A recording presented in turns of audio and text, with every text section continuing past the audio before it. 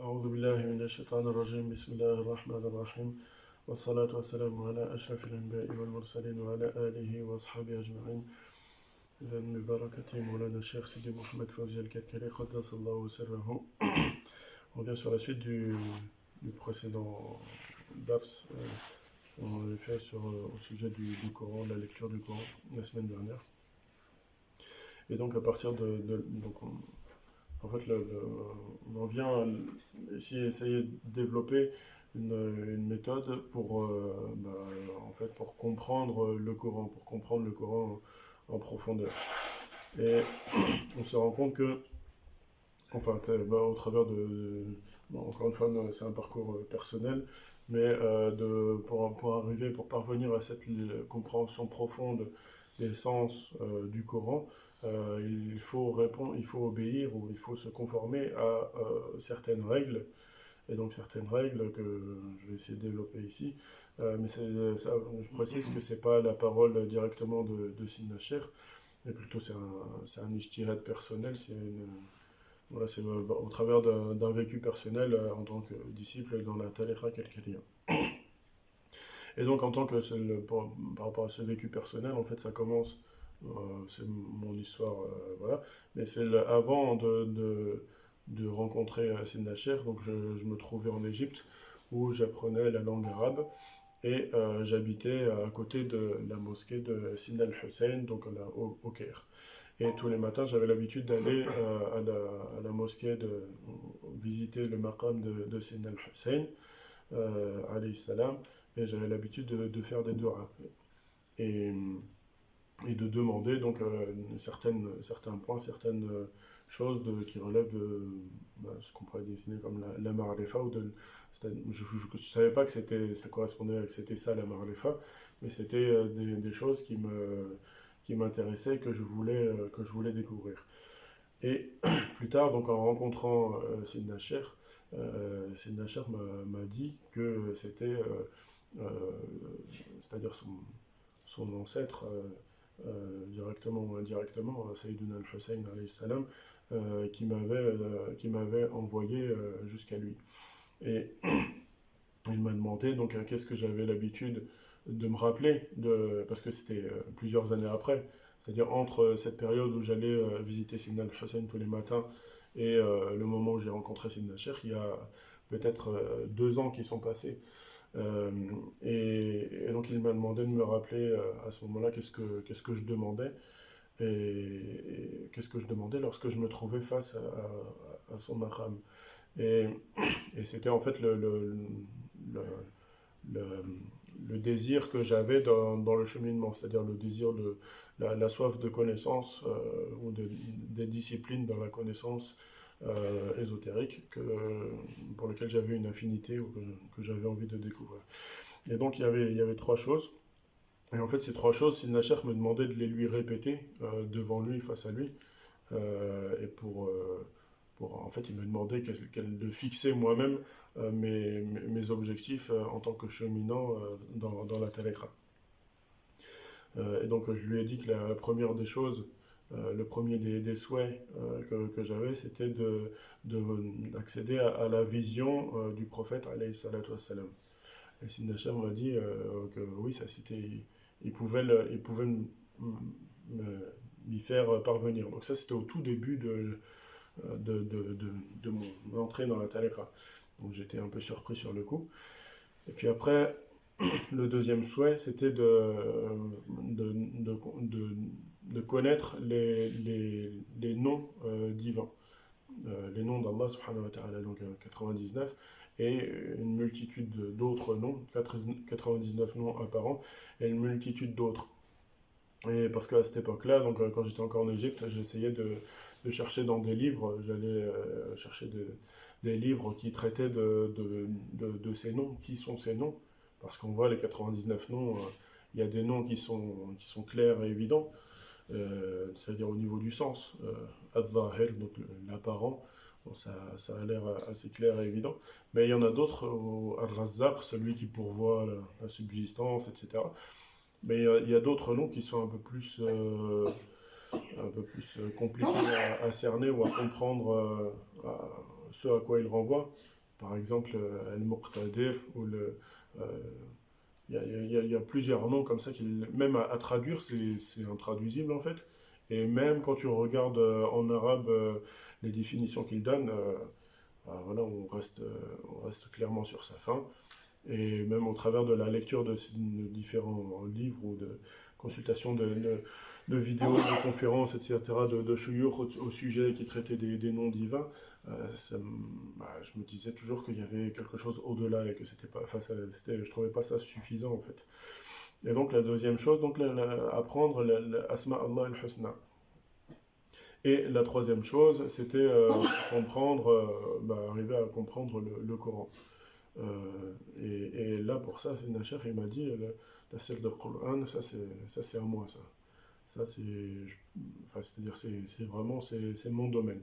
Donc sur le coup, moi, j'étais quand même j'étais surpris parce que c'est des cheikhs, déjà, faut se remettre avant. C'est des cheikhs, la tariqa, c'était dans un garage, au milieu d'un village complètement sans aucun intérêt pour qui que ce soit, même les Marocains, ils vont pas dans ce village-là parce qu'il n'y a rien.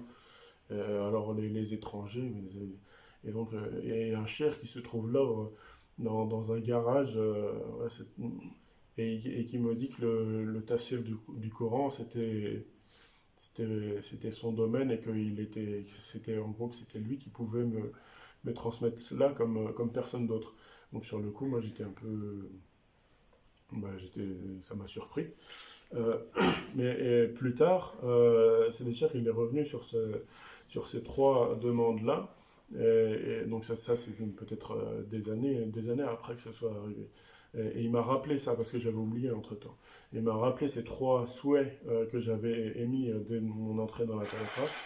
Et il a dit que c'est ce jour-là que j'ai établi en fait la direction que j'allais prendre et mes limites, je ne sais pas si on peut dire ça comme ça, mes limites dans le cheminement spirituel. Et il a dit que ces trois choses, c'était ce que j'avais demandé, c'était ce que j'avais trouvé dans la Tariqa. Et ce jour-là, si j'avais demandé quoi que ce soit d'autre, eh ben, je l'aurais atteint. Mais que je ne pouvais plus demander quelque chose en supplément de ce que j'ai déjà demandé en fait. C'était les portes, toutes les portes, absolument toutes les portes de l'infini étaient ouvertes. Sidi Cheikh les a ouvertes à cet instant-là. J'ai demandé tout ce que j'avais à demander, mais je ne peux plus rajouter quoi que ce soit après. Et, et donc voilà, donc, par rapport au tafsir du Coran, donc comment enfin, accéder à une certaine compréhension profonde du Coran. Et donc ça, c'est une des choses, un des trois souhaits que j'ai formulés à mon entrée dans la tariqa. Et donc pour parvenir à cette compréhension profonde du Coran, Sina Cheikh m'a fait découvrir en fait qu'il y a un certain nombre de règles à suivre pour y parvenir. Et la première de ces règles, c'est quelque chose qu'il dit clairement dans ses cours de manière régulière. Et donc il dit que le Coran, il ne faut pas croire que encore une fois, que c'est quelque chose qui s'adresse à autre que toi. C'est-à-dire qu'il ne faut pas croire que c'est un message qui a été révélé il y a 1400 ans et que pour le comprendre, eh ben, il faut que tu te remettes dans la peau de quelqu'un qui vivait il y a 1400 ans euh, dans le plus bas des cas. Et si tu veux si tu veux considérer la connaissance la plus grande et la plus précise et la plus voilà de ce qui a été révélé il y a 1400 ans, eh bien, il faut que tu te remettes en fait que tu te places du point de vue de celui sur qui ce Coran est descendu, alayhi salatu wassalam. Donc en vérité, le Coran, il n'a de cesse de descendre. Euh, et la révélation se fait toujours. C'est-à-dire que la révélation, dans le sens où ces sens profonds du Coran, elles sont ininterrompues et ils descendent à chaque instant et à chaque seconde. Mais pour donc les percevoir, et il faut déjà réaliser ça, et après, il faut se mettre, en fait, c'est de l'égocentrisme vraiment total et absolu, dans le sens où chaque passage du Coran, dois le voir, tu dois te voir toi dans ces passages-là. Et alors, chaque passage, ça ne veut pas dire simplement, quand Allah Ta'ala dit Ya ayyuhalladhina amanu, ô vous qui avez la foi, ô vous qui avez cru, la suite du verset. C'est pas seulement ces versets-là qui te concernent, et ils te concernent, oui, mais il y a aussi quand il s'agit de Iblis, Iblis et toutes les choses qu'il a faites, et ben là aussi tu es concerné directement. Et quand il s'agit des hypocrites, et ben là aussi tu es concerné. Quand il s'agit de Pharaon, tu es dedans. Quand il s'agit de Sina Moussa, c'est toi. Et ainsi de suite. Et en fait, c'est vraiment de l'égocentrisme dans le sens où c'est toi que tu dois rechercher, tu dois te rechercher toi-même à chaque lettre que tu lis de ce Coran. Ça, c'est pour en atteindre une compréhension profonde, compréhension qui va être intéressante. Euh, et ça, en fait, ça, parmi les premières questions que je posais à Sidi Cheikh, parce que dans le cheminement, surtout au début, on est amené à poser des questions qui sont plus ou moins pertinentes, pour ne pas dire complètement débiles. Et une fois, donc, j'ai demandé, je me souviens, je questionnais au sujet du mur qu'avait construit Sidna Dhul-Qarnayn. Donc, il a construit un mur pour séparer Gog et Magog, etc.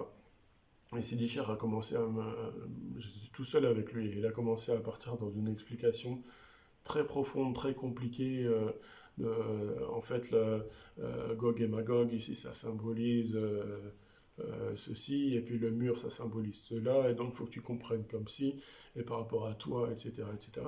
Et moi, en fait, c'était compliqué, et j'écoutais même pas, et je me concentrais même pas sur ce qu'il me disait. Et ça a duré, j'osais pas le couper, parce que, quand même, on peut pas, voilà, mais ça durait, ça durait, ça durait, c'était long, et moi, j'écoutais pas, et j'avais pas envie d'écouter, parce que moi, ma question, c'était pas ça, c'était pas pour ça que je demandais, en fait. Moi, je demandais juste où est-ce qu'il se trouve ce mur. Et c'est pas où est-ce qu'il se trouve, est-ce que c'est dans ma nafs, est-ce que c'est dans mon cœur, Non, est-ce qu'il se trouve en Ouzbékistan ou au Brésil et donc forcément, la réponse de Sidi Cheikh, moi, ça- sur le coup, j'étais pas prêt à la recevoir, et j'étais pas prêt à l'écouter, mais donc je faisais silence le temps qu'il termine.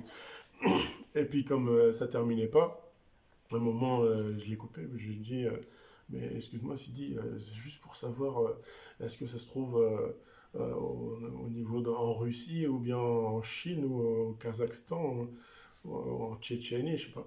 Et là c'est déjà il s'est arrêté et il m'a regardé d'un air dégoûté en fait. Et il m'a dit ben, je suis en train de te faire un tafsir profond de quelque chose que tu trouveras nulle part, dans aucun livre, jamais personne ne te fera un tafsir comme ça. Et toi, tu me demandes un truc basique que tu vas sur YouTube ou sur Google, tu tapes le machin et tu vas le trouver ton mur là. Tu vas le trouver, ils l'ont déjà tous dit, il se trouve là-bas, voilà, c'est un secret pour personne. Et sur le coup, donc je me suis senti très bête. Et donc c'était une question parmi la multitude de questions stupides que j'ai été amené à poser et que j'ai regretté ensuite. Mais en fait, c'était dans le cadre c'était dans un enseignement aussi pour comprendre le Coran. Donc si tu veux comprendre le Coran, il faut te poser des questions sur le Coran dans le cadre de la méditation. Et ces questions, il faut savoir qu'il y a des questions qui sont pertinentes, des questions qui sont intéressantes, qui vont te mener à quelque chose, et il y a d'autres questions qui sont complètement stupides. Par exemple, ça, donc, les choses qui sont apparentes, dont tout le monde parle, etc. C'est pas quelque chose qui va être intéressant, qui va t'amener à une élévation spirituelle, qui va t'enrichir en fait, savoir où se trouve, enfin, voilà, bref. Et euh, qu'est-ce que je veux dire? Euh, Oui, donc voilà. Donc ne pas croire que le Coran s'adresse à autre que toi-même.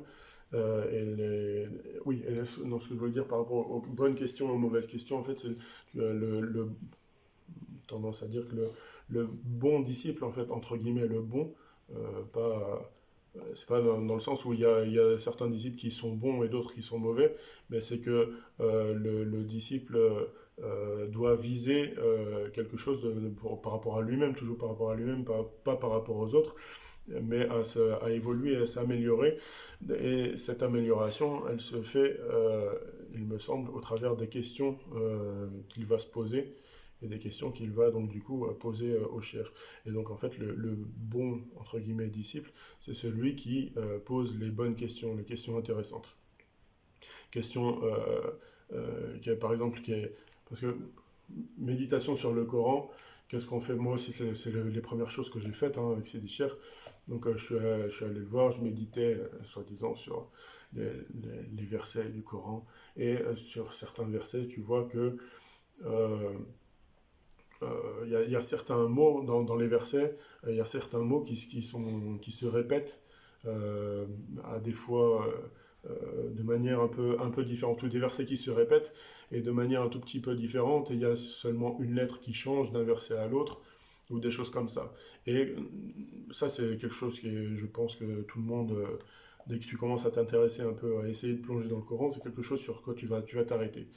Donc tu vois, sur le Telkaf, il y a plein de sourates, plein de versets comme ça, qui se ressemblent un peu, mais il y a une lettre ou quelque chose, un petit quelque chose qui change à un moment, et tu te dis, et tu te crois extrêmement malin, et tu te dis, waouh, là, si ça a changé, s'il y a une lettre, juste une lettre qui change, ça veut dire que c'est un secret extraordinaire, et ça c'est quelque chose que si tu arrives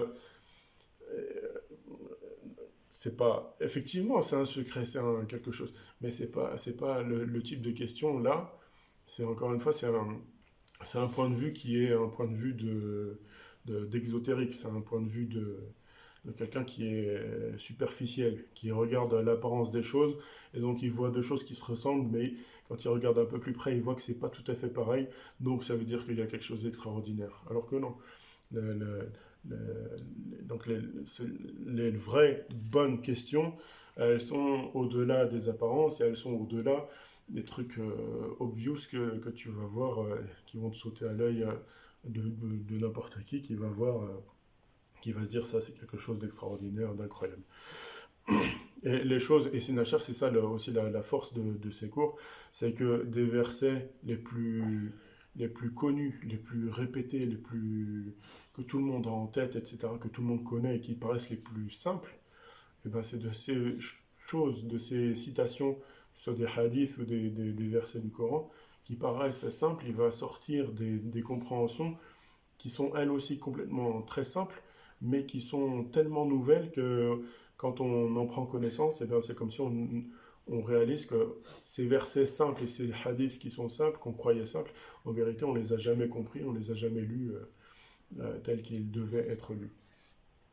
Donc voilà, la première des règles pour comprendre le sens profond du Coran, c'est donc de ne pas croire que le Coran s'adresse à autre que toi-même, donc de comprendre, de considérer qu'il est descendu pour toi à chaque instant de ta vie, et que tu es toi-même concerné par chacun des mots, chacun des versets, chacune des sourates de ce Coran.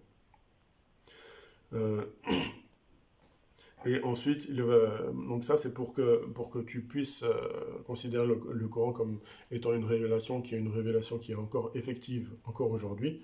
Et donc à ce moment-là, tu seras en mesure de considérer le Coran tel que le prophète alayhi salatu wassalam, l'a décrit dans le hadith, à savoir tel une corde tendue depuis le ciel vers la terre. Donc c'est comme c'est cette corde donc, ce alif depuis le ciel vers la terre qui te renvoie à cette notion de descente perpétuelle ou de révélation du Coran. Mais pour ce faire, tu as donc besoin de la deuxième partie de ce hadith. Donc ce hadith, c'est dans ce hadith qu'il est question de la corde tendue depuis le ciel vers la terre. Donc le prophète alayhi salatu salam dit qu'il nous a laissé deux choses, deux poids, deux charges que si on s'y raccroche, on ne se perdra pas après lui. Et ces deux charges, ce sont donc le livre d'Allah, qui est tel une corde tendue depuis le ciel vers la terre, et la itratu de Ahl al-Bayt, donc le parfum, si on veut, le nectar de sa descendance, alayhi salatu wassalam. Et donc si tu veux comprendre le Coran, il faut le considérer comme une corde qui est tendue depuis la terre depuis le ciel vers la terre, donc comme une révélation qui ne cesse de descendre, et pour le voir comme tel, c'est-à-dire pour ne pas le voir comme un livre que tu ouvres, que tu feuillettes, mais comme une corde, vraiment une corde tendue depuis le ciel vers la terre, eh bien il faut que tu aies en considération donc la deuxième partie du hadith, à savoir donc les deux charges qui sont donc cette corde et la ritra, donc la ritra de Al al-Bayt. Et donc c'est comme ça que tu vas être en mesure de tirer l'essence profonde de ce Coran. Et pour ce faire, tu as besoin, pour permettre cette descente, tu as besoin d'un support. Ça, c'est quelque chose que c'est avec la pratique. En fait, si tu veux prendre des sens profonds, mais c'est pas que pour la méditation sur le Coran, c'est la méditation dans le dhikr. Et parce que le dhikr, déjà, de base, le dhikr, c'est de la méditation. Donc, s'il n'y a pas de méditation dans ton dhikr, c'est Ahlullah, comme c'est Nachir qui nous dit toujours, que les Ahlullah, donc les soufis, considéraient que le dhikr qui est fait sans méditation, c'est la sécheresse. La sécheresse du cœur, c'est-à-dire il n'y a rien. Et à l'inverse, la méditation qui est faite sans la mention du nom d'Allah, sans dhikr, ça c'est de l'égarement, c'est de la transgression. Donc voilà, il faut lier les deux. Donc c'est pas le tout de faire du dhikr, il faut faire du dhikr, certes, mais avec une méditation, avec une réflexion qui se fait derrière.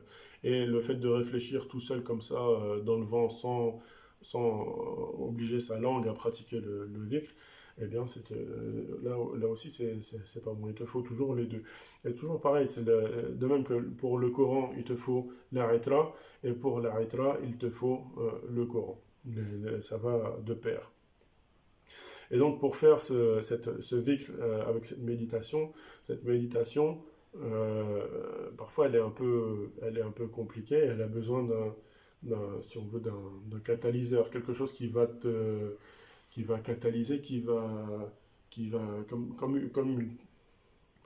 mais c'est un peu comme une antenne en fait, quelque chose qui va pour attirer ce flux. Et une antenne, c'est un alif. Et ce alif, donc, en l'occurrence, il s'agit d'un crayon, quelque chose pour un crayon avec une lawh, avec un support sur lequel écrire. Et et c'est pour ça que Sinachir le répète également régulièrement, il dit que toujours les Ahlullah, les soufis, ils ont toujours un papier et un crayon, de quoi noter sur eux. Parce que, par définition, toujours, ils sont en train de pratiquer le dhikr. Et du fait qu'ils sont toujours en train de pratiquer le dhikr, eux, ils pratiquent un dhikr qui est tel qu'il doit être fait, c'est-à-dire qui est toujours accompagné de méditation. Et quand il y a dhikr plus méditation, avec la contemplation de la lumière, il y a des sens, des inspirations qui viennent. Et ces inspirations, si tu ne prends pas le temps, si tu ne donnes pas la peine de les écrire directement dès qu'elles te viennent, de les consigner sur ce support, et ça passe en fait. Et après, tu les oublies ou tu te perds dans la multitude d'informations que tu peux recevoir et ta nafs va venir s'y mêler et tout va se mélanger et à la fin, il te restera plus rien. Donc ça c'est très très important.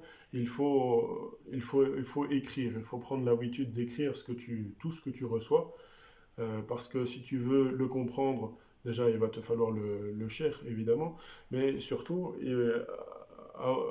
avant cela, si on peut dire, tu vas avoir besoin d'un certain recul par rapport à cette réflexion, cette méditation que tu as eue. Un recul qui va te permettre de considérer ces choses, ces inspirations, et qui va te permettre de faire une première forme de tri, si on peut dire.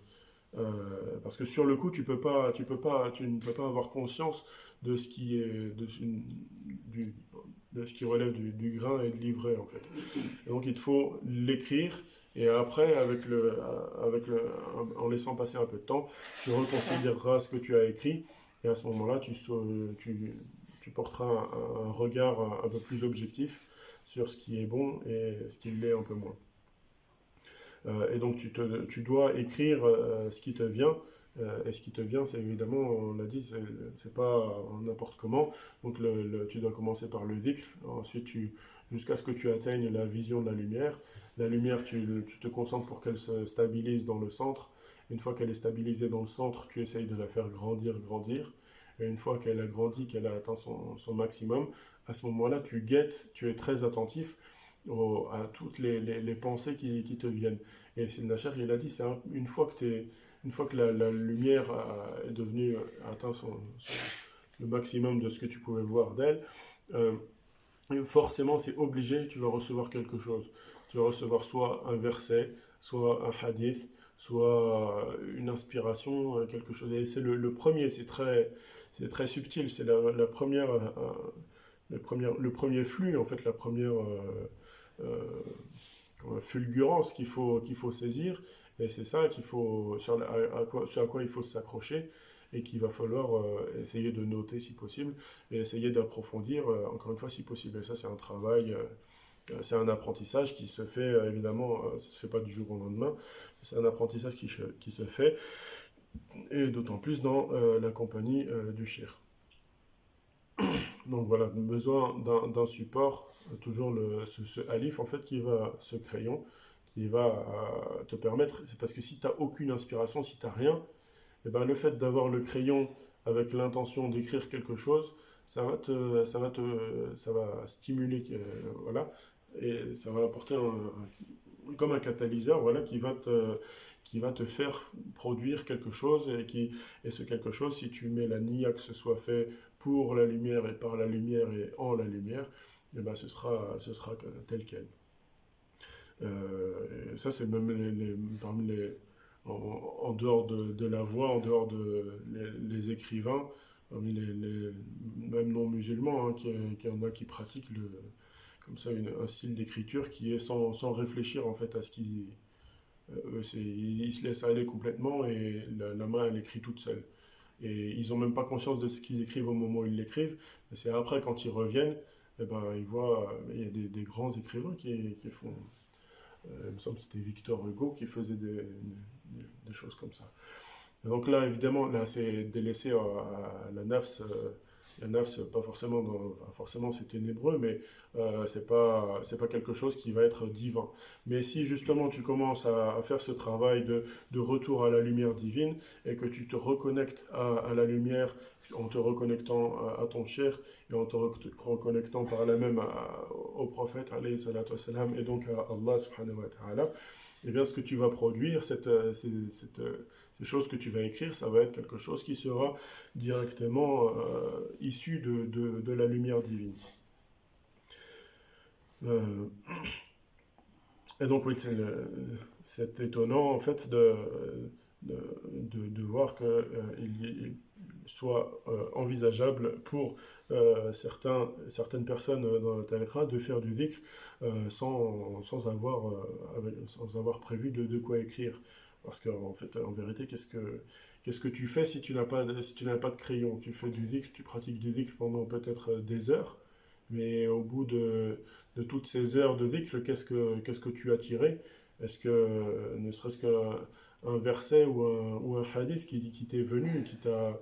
Ne serait-ce c'est même pas une compréhension profonde ici, mais c'est, par exemple, tu es rentré dans la lumière et tu t'es souvenu d'un hadith, d'une parole, et cette parole du prophète, alayhi salatu wassalam, elle t'a touché et tu l'as aimé. Eh ben, rien que ça, c'est quelque chose en fait. Mais tu peux pas avoir rien. Si t'as rien, c'est que bah, t'as pas fait de dhikr en fait. Parce que tu as fait du dhikr avec la langue, mais il n'y avait pas la méditation, il n'y avait pas l'état de présence, il n'y avait pas le. Et donc voilà, pour en fait stimuler cette méditation en même temps que le dhikr, le crayon, donc prendre l'intermédiaire du crayon qui va en fait jouer le rôle de catalyseur, si on peut dire, pour cette méditation. Et donc voilà, donc tu dois écrire tout ce qui te vient. Tu ne peux pas, comme on disait, tu peux pas encore sur le moment, tu peux pas trier ce qui est le bon du mauvais. Parce que ce qui te paraît mauvais, il se peut que ce soit tout à fait bon, et ce qui te paraît bon, il se peut que ce soit complètement à côté de la plaque. Donc écris tout ce qui te vient, et c'est petit à petit, en fait, c'est un travail de plusieurs mois, plusieurs années, pour, voilà, et c'est petit à petit, ce travail, il va s'affiner, en fait, et tu vas capter les subtilités de cette révélation qui descend sur toi. Et tu seras à ce moment-là plus à même petit à petit de méditer, d'affiner cette méditation et de comprendre ce que tu as écrit et de comprendre et considérer ce qui vient de la lumière et ce qui vient de ta nafs, etc.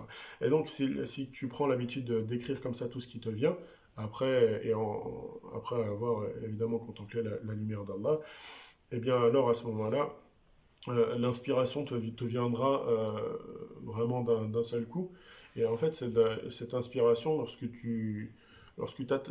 lorsque tu vas t'attacher à cette première pensée, cette première fulgurance qui te viendra juste après que tu sois entré dans la lumière, tu vas t'attacher à cette pensée. Et si tu arrives à rester attaché à elle, en fait, tu vas voir, c'est comme une bobine de fil. Tu t'agrippes au bout du fil et tu tires, tu peux tirer à l'infini, il y a du fil qui vient. Et en fait, c'est ça, cette inspiration, tu vas t'attacher à une idée, et puis ça va t'amener à une autre idée, puis une autre idée, puis un hadith, puis un verset du Coran, et toujours tu resteras entre le hadith et le Coran. Et c'est même pas des milliers de versets ou des milliers de hadiths différents. Tu vas jongler entre 4 5 peut-être 10 une dizaine de hadiths différents, et tu vas faire des ponts entre les uns et les autres. Et c'est comme ça que tu vas dérouler ce fameux fil. Et c'est ça, justement, la corde. La corde, le Kitab Allah, qui est le livre d'Allah, qui est telle une corde tendue depuis le ciel vers la terre. Donc c'est cette corde-là, c'est de là que vient le tashbih qui a été fait avec la corde. Euh, et donc même au début, évidemment, tu vas écrire des choses qui seront pas forcément très pertinentes, mais même si tu as l'impression d'écrire des choses qui te paraissent stupides, eh bien tu dois faire l'effort de les écrire, parce que c'est seulement avec le recul et en persistant dans ce travail de zikr et de méditation que tu vas avoir justement le recul nécessaire pour voir et considérer ce qui est bon et ce qui est mauvais et pouvoir faire un premier tri minimum, si on peut dire, dans ces choses-là que tu as produites. Euh, et donc, faut savoir que oui, évidemment, pour écrire des choses un peu intelligentes, il faut avoir écrit également avant beaucoup de choses qui ne le sont pas. Ça, c'est normal en fait, mais il faut le faire et au fur et à mesure, plus on va y aller, plus les choses vont être précises.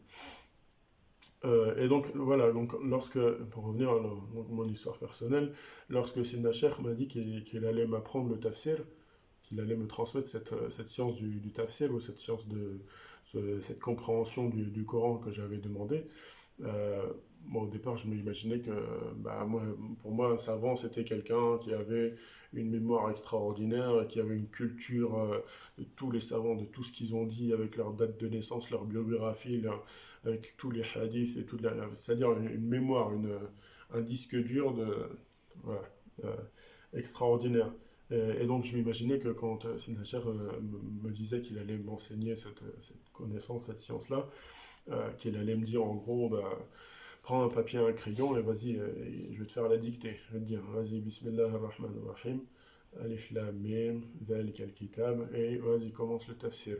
Et tu vas écrire le tafsir, et tu vas, avec des tomes et des tomes et des tomes, et à la fin, tu auras le tafsir du Coran de Sidi Mohamed Fawzi al-Kalkari, Qaddasallahu sirrahu, et ce sera extraordinaire, ce sera génial. Mais non, c'est pas, justement, ça c'est pas, ça le tafsir, en fait, c'est pas le cher qui va pouvoir. Enfin, c'est pas qu'il peut, mais c'est pas son rôle en fait est bien au-delà de cela, parce qu'en fait, si tu veux faire un tafsir, déjà c'est quelque chose qui est infini, qui ne pourra jamais. Alors déjà, ne serait-ce qu'une sourate, ne serait-ce qu'un verset, c'est quelque chose qui est infini. Tu peux plonger dedans dans l'essence de manière infinie. Alors le Coran en entier, il y aurait même pas assez il y aurait même pas assez de l'éternité pour pouvoir faire un tafsir exhaustif. Donc le cheikh, au contraire, c'est pas, il va pas te donner le tafsir directement tout frais, tout cuit, mais il va te donner justement les outils pour pouvoir aller être en mesure d'aller le chercher toi-même, cette compréhension et ces sens profonds. Et donc il te dit pas prends un crayon et un papier et commence à écrire la dictée, mais plutôt il te donne ce qu'il te faut pour aller le chercher toi-même. Et donc l'important en fait c'est de toujours se poser des questions, et donc au début on se pose des questions qui sont un peu bêtes, et puis petit à petit là aussi c'est pareil, cette pensée elle va s'affiner, et petit à petit on va être amené à se poser des questions qui seront un peu plus qui vont te mener à quelque chose de concret d'enrichissant. Euh, Et donc, mais il ne faut pas avoir peur de poser des questions stupides, parce que de toute façon, c'est aussi une manière d'apprendre, et c'est peut-être même le meilleur des apprentissages, c'est quand on pose une question bête et qu'on doit endurer la réponse qui parfois fuse dans les oreilles et fait brûler un peu la tête et le cœur. Mais après cela, donc, ça reste des flashs de honte qui font des réminiscences quotidiennes, et tu te souviens tel jour, à tel moment, tu as dit et tu as pensé, ou tu as fait telle et telle chose, et tu as honte de toi. Mais c'est quelque chose qui est formateur, et c'est par cela que tu apprends aussi à distinguer ce qui est bon et ce qui est mauvais, et ce qui est intéressant et ce qui mérite d'être posé, ce pourquoi il vaudrait mieux se taire. Euh, et donc voilà, donc important de se poser des questions et toujours chercher à savoir et à comprendre ce qui peut l'être. Et on va s'en tenir à cela pour ce soir. Nas'Allah yu'allimana ma yanfa'una wa yanfa'ana bima 'allamana. Allahumma salli ala sayyidina Muhammadin wa ala ali sayyidina Muhammad. كما صليت على سيدنا إبراهيم وعلى آل سيدنا إبراهيم وبارك على سيدنا محمد وعلى آل سيدنا محمد كما باركت على سيدنا إبراهيم وعلى آل سيدنا إبراهيم في العالمين إنك حميد مجيد سبحان ربك رب العزة عما يصفون وسلام على المرسلين والحمد لله رب العالمين.